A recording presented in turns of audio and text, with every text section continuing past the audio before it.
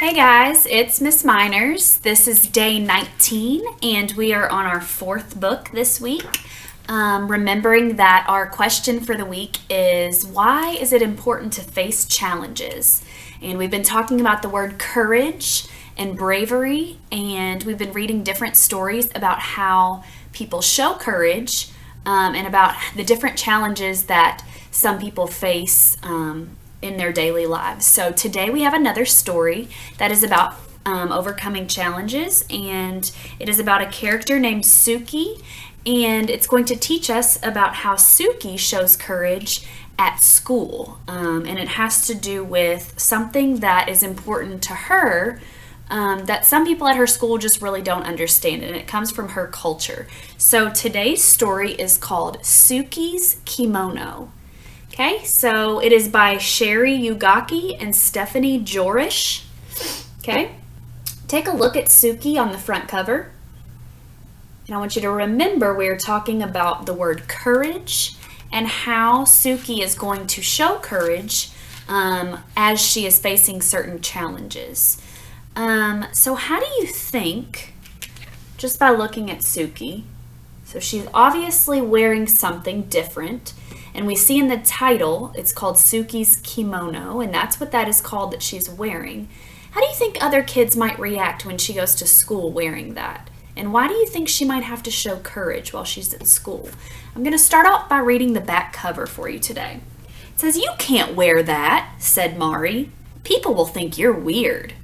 Suki's very favorite thing is her blue cotton kimono, a gift from her Oba-chan. It holds special memories of her grandmother's visit over the summer. And Suki is going to wear it on her first day back to school, no matter what anyone says. So again, this is another book from our Interactive Read Aloud set by Fountas Pinnell. So all copyright information and credit goes to them. So today's story, Suki's Kimono.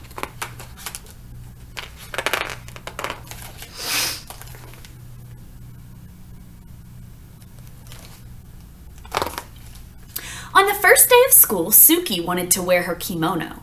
Her sisters did not approve. "You can't wear that," said Mari. "People will think you're weird."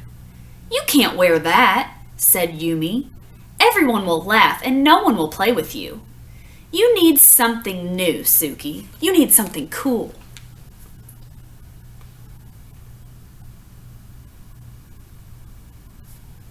So right away we see that already her own sisters don't approve of her wearing her kimono. So if her own sisters that live with her, that are her family, don't approve and they're already not liking it, it's not really looking too good for how people at school might react. But Suki shook her head. She didn't care for new. She didn't care for cool. She wanted to wear her favorite thing, and her favorite thing was her kimono. Suki's Oba-chan had given her the kimono.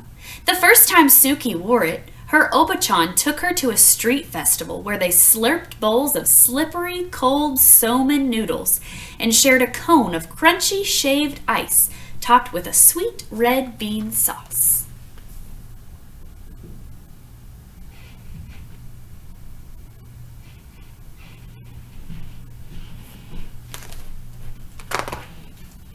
Under strings of paper lanterns, Suki joined her Oba-chan in a circle dance. She followed her and copied her movements, trying to be as light and as graceful. She watched the other women and children who danced, especially those who were dressed in cotton kimonos like her.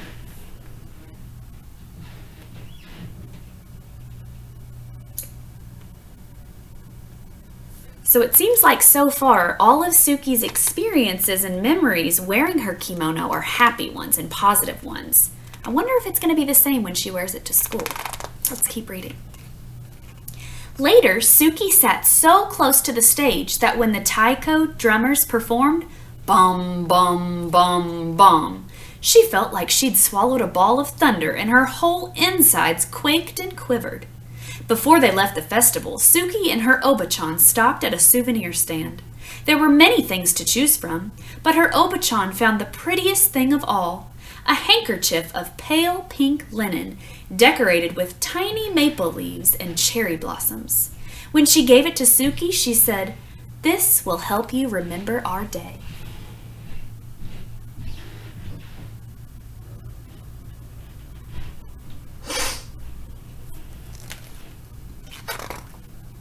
Now it was time for school. Mother checked Suki's obi one last time and took a picture of Mari, Yumi, and Suki together by the front steps. Then, as she watched, the three sisters made their way down the block to their school. Mari and Yumi stayed several places ahead of Suki and pretended they didn't know her. But Suki didn't mind.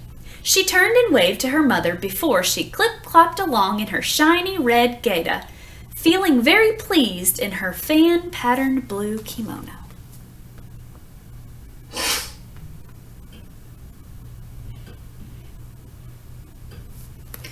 So on this page it says Suki's sisters are pretending that they don't know her. What do you think about this? Why are they pretending that they don't know her on their way to school? And how do you think Suki's feeling as they do that? Once in a while, Suki would lift her arms and let the butterfly sleeves flutter in the breeze. It made her feel like she'd grown her own set of wings.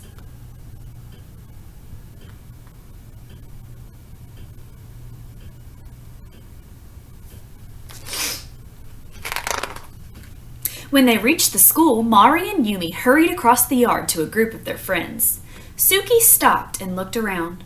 Some of the children turned and stared at her, and others giggled and pointed at her kimono. But Suki ignored them. She took a seat on a swing to wait for the bell. A girl dressed in overalls, just like a pair Suki had at home, sat on the swing beside her. "Hi, Suki," said the girl. "Hi, Penny," said Suki.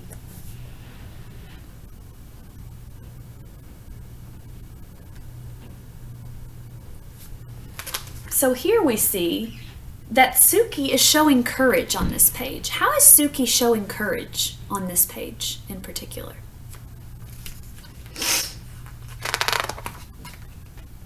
"How come you're dressed so funny?" Penny asked. "Where did you get those shoes?" Suki lifted her feet off the sand and wiggled her toes. "I'm not dressed funny," she said. "My grandma gave me these shoes." Suki started pumping her legs. After a moment, Penny did the same, and soon they were both swinging as fast and as high as they could. Swoosh, swoosh, up and up.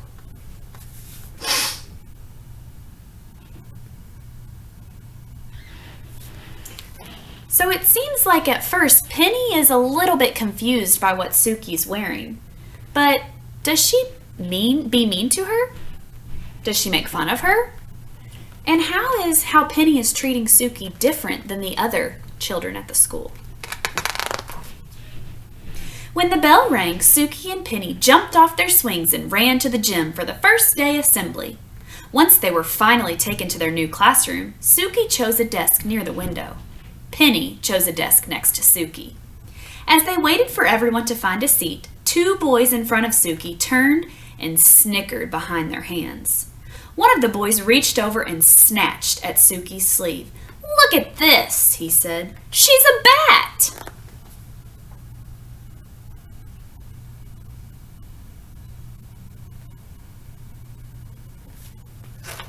So, what are you thinking about how the two boys are acting here? It says that they snickered behind their hands. That means they were kind of laughing at her behind their hands. And then one of them took her sleeve and said, "Look, she's a bat!" So they're kind of making fun of her. What do you think about that? And how do you think Suki's feeling right now? She just walked in on the first day to this new classroom. Suki felt her cheeks burn, but she did not respond. Instead, she concentrated on sitting up straight and tall, the way her Oba-chan always did. It was easy to do with an obi wrapped snug around her middle. Her obi was golden yellow, and in its folds, Suki had tucked away her pale pink handkerchief. "Welcome to the first grade," said the teacher. "My name is Mrs. Paggio," she smiled. "Let's introduce ourselves and tell everyone what we did this summer." When it was her turn to speak, Suki stood up and told the teacher her name. "Hello, Suki," said Mrs. Paggio. "What did you do this summer?" "My grandma visited us," she said, straightening her sleeves. "She brought me my kimono and my gaita." Suki raised her foot to show the teacher her wooden clog.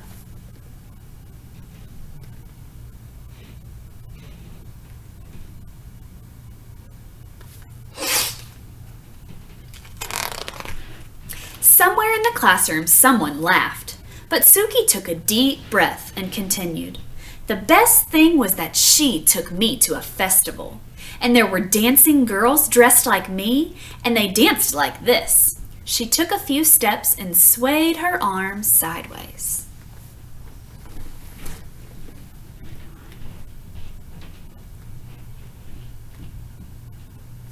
So it seems a little bit like Suki has changed in how she's reacting. She's not embarrassed anymore. She's almost proud.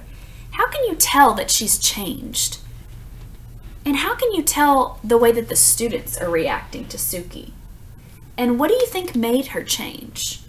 Why are her feelings changing?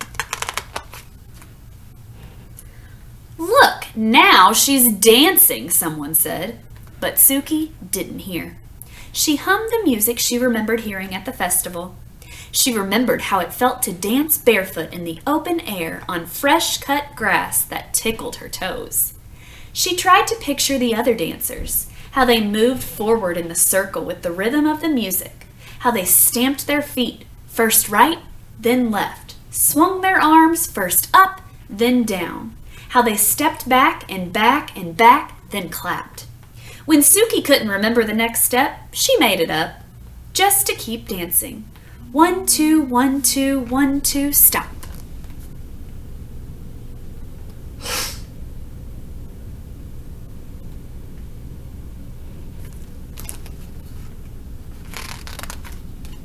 When she finished, the room seemed very quiet. Everyone was watching her. Suki sat down, wondering if she was in trouble.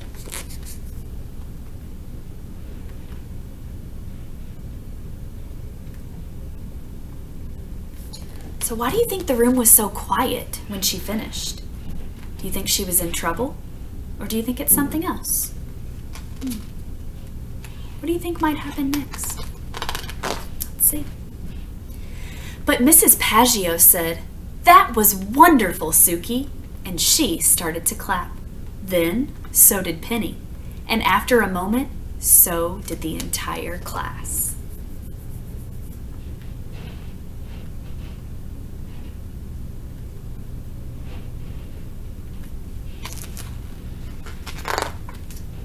After school, as the three sisters walked home together, Mari and Yumi grumbled about their first day. "No one even noticed my new sweater," said Mari. "No one even noticed my cool shoes," said Yumi. But Suki just smiled. As she clip-clopped along behind them, Suki pulled out the pale pink handkerchief from her obi and held it up over her head to catch the wind. And in her blue cotton kimono and in her shiny red gaita, Suki danced all the way home. And our last question here says, how did Suki's courage help her to have a better first day at school than her sisters? So why do you think Suki ended up having a better first day than her sisters, when at the beginning the sisters were telling her, "You better not wear that," and they were the ones excited, and Suki was nervous, but at the end something changed? Why do you think the sisters didn't have as great of a day as Suki? And how do you think Suki's courage throughout the story helped her to have a great first day? Our fourth story, Suki's Kimono. I'll see you guys tomorrow for our last story of the week.